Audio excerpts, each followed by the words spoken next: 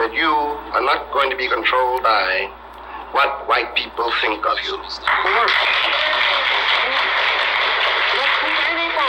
When anybody thinks of you, ultimately you have to think of yourself and be true to yourself. I don't care what Senator Eastland thinks about me, Who cares? or Ronald Reagan thinks about me, but they have the power to destroy my life and the life of my children, and this is given them by the will of the state. I'm not talking about myself as a writer. Of course I'm a writer. I know that. I know what produced me, too. And it was not simply Charles Dickens or any of your colleges. It was also Bessie Smith and Ray Charles and my father, who was a preacher, and my mother, who learned how to sing. That's cool. Anybody who's a writer. What I am trying to say is that the gap, the distance placed between myself and my own assessment, my own experience, was much greater than it would be for any white person in this country. I don't believe it. I know you don't believe it.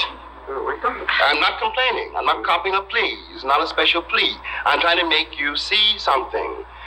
Pretend I'm an actor. Every child starts from scratch. They are helped in various exterior ways in order to be able to find themselves. But the finding of themselves goes within. To become a writer is something that you have to struggle with by yourself, in yourself. And all these other things are conditions and problems, and I grant you had more than other people have. I didn't even say that. I said they were different. I'll tell you this. When I left this country in 1948, I left this country for one reason only, one reason. I didn't care where I went. I might have gone to Hong Kong, I might have gone to Timbuktu. I ended up in Paris, on the streets of Paris, with $40 in my pocket on the theory that nothing worse could happen to me there than had already happened to me here.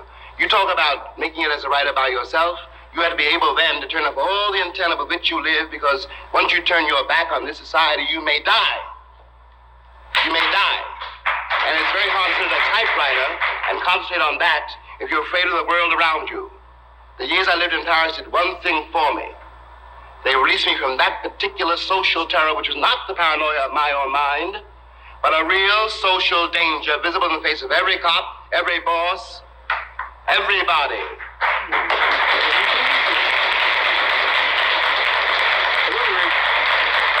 Everybody, no matter who, no matter what his attitude, is bigoted.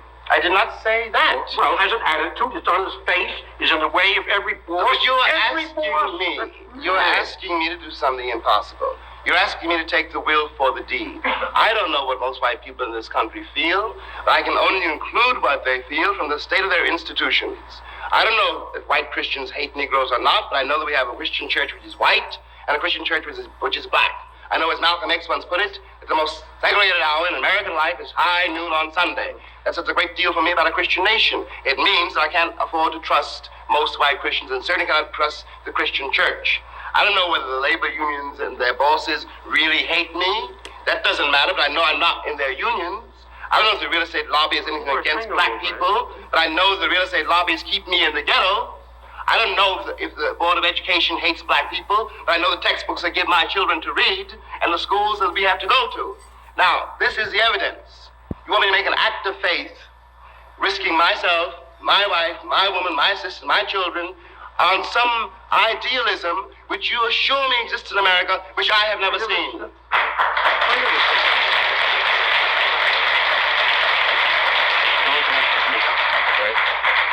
Do I take 30 seconds to answer that?